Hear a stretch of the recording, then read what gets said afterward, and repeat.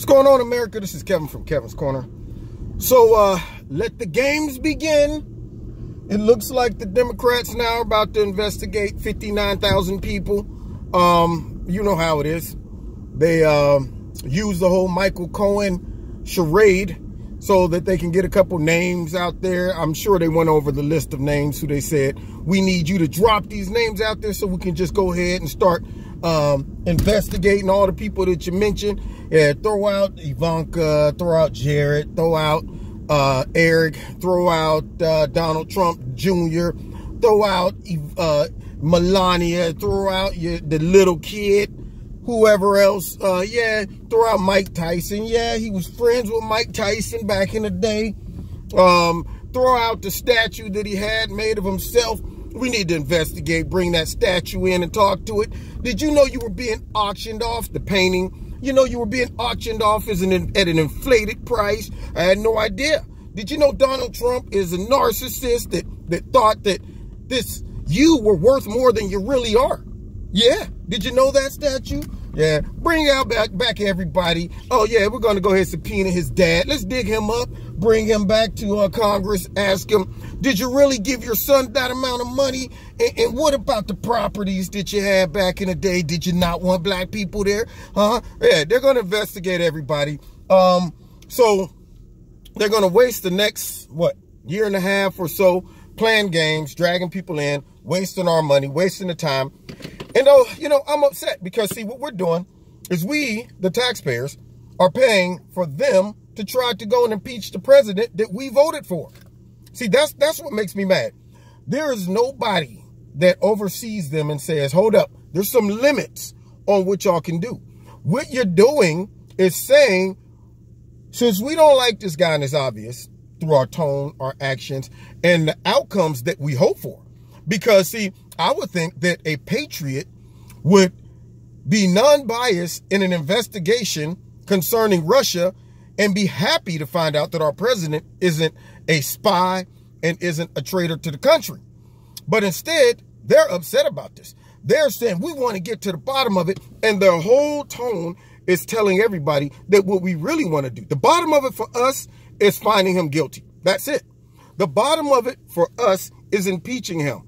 It's not to find the information and go, whew, man, I'm glad. I'm sorry about that, man. For a minute, I was wondering, did you really? Yeah, but I'm glad we got to the bottom of it and we're good. Let's move on out and govern. Let's go ahead and push the country forward. No, it goes from that to something else. Because what they're saying is, we don't like this guy.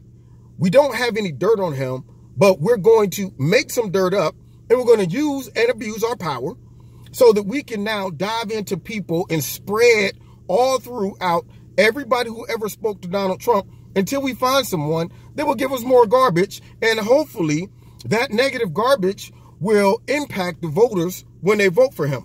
And what they're doing is they're making Trump a martyr. Nobody likes to see them face the odds. And when we're cheering, it's like, you know what?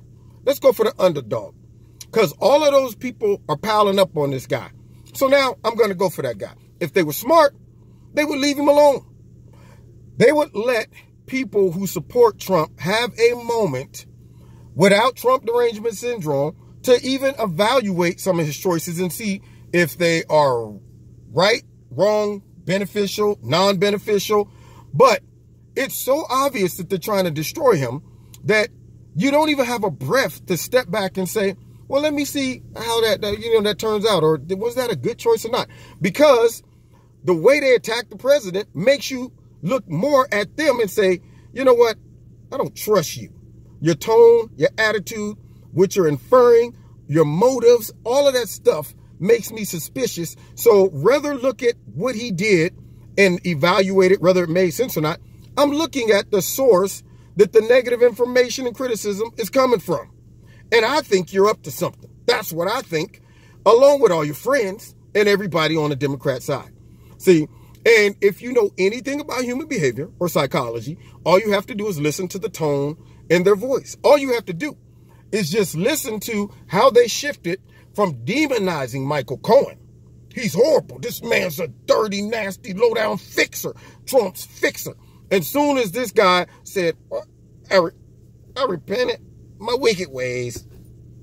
Now I'm going to redeem myself and help save America by telling everybody why Donald Trump is such a horrible person, even though Trump never did anything personally bad to me, even though I happen to know that by hanging out with Donald Trump, I probably become rich and famous, even though I'm a grown behind man that's trying to say that another grown man controlled me and I was just blindly loyal to him. And I don't even remember the moment where I went from being his lawyer to his slave.